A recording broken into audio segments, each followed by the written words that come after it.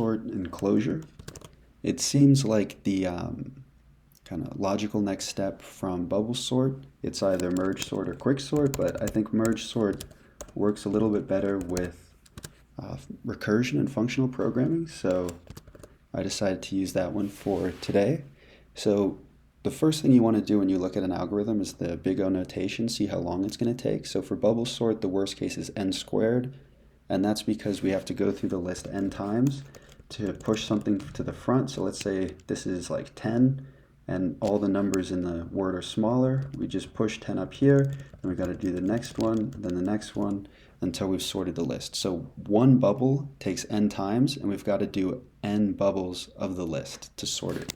And in mergesort, it levels off around n log n, and that's because it's a divide and conquer algorithm. And by that I mean, whenever there's a problem that gets subdivided into smaller pieces, it's divide and conquer, and usually it's some constant times log n if it's being cut in half every time. And here the constant is n, as we have to merge n times.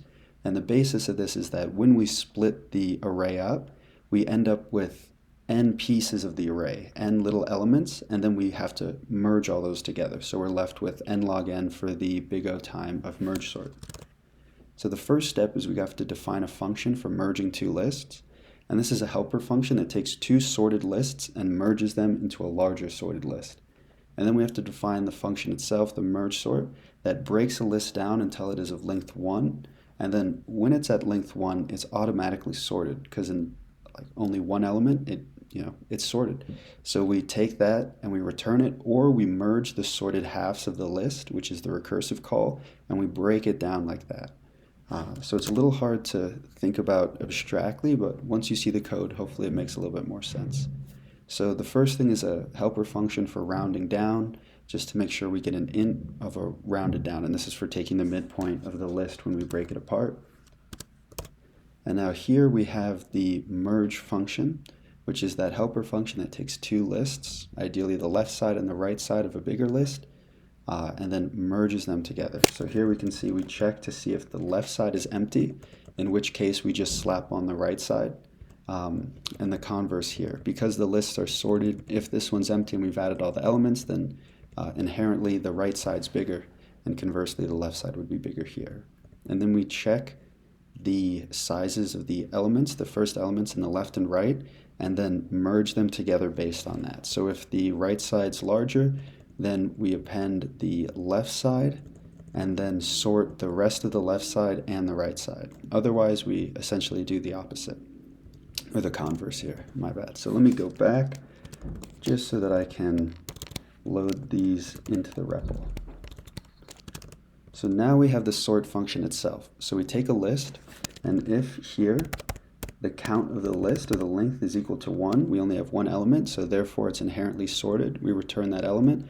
Otherwise, we define a midpoint using that round down function, and then we use take and drop to get the left and right halves of that list.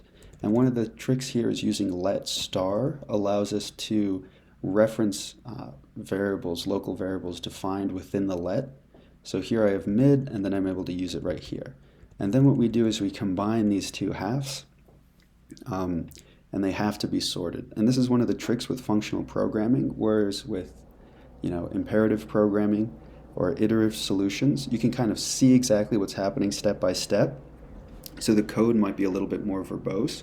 With functional programming, you have to really theorize beforehand and then almost take a leap of faith into the theory. So I think one of the benefits is that you really understand what's happening a little bit more, but that ledge of understanding is a bit harder to get up. But once you do, you have a very short kind of aesthetics felt solution. And for instance, this is only like 6 lines of actual code, but it's still does a perfect merge sort. So let me run this just to show that it works.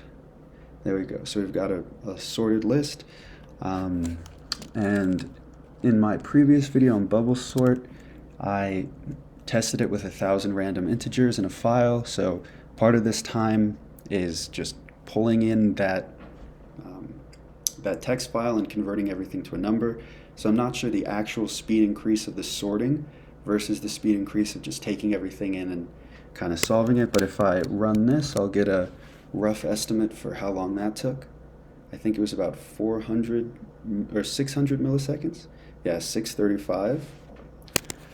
And then we're going to assume that this is, ideally it should be faster because the big O is much less than n squared. And as you add more elements, the speed difference will become more and more apparent. So here we go. We've got 427. So that means that the bubble sort solution took about 50% more time, which is the result that we wanted to see. Again, I'm not sure how much of that time is sorting and how much of it is just taking input and translating it into a Clojure list that we can work with. That's mergesort. If you have any questions, let me know in the comments. I might continue with some more of this recursive algorithm problem solving stuff, but I'm making these videos as I'm learning it just because I feel that, as I'm learning, I would appreciate to have a resource like this. So I can't promise too much more because I still have to figure out exactly what I'm doing. All right, thank you.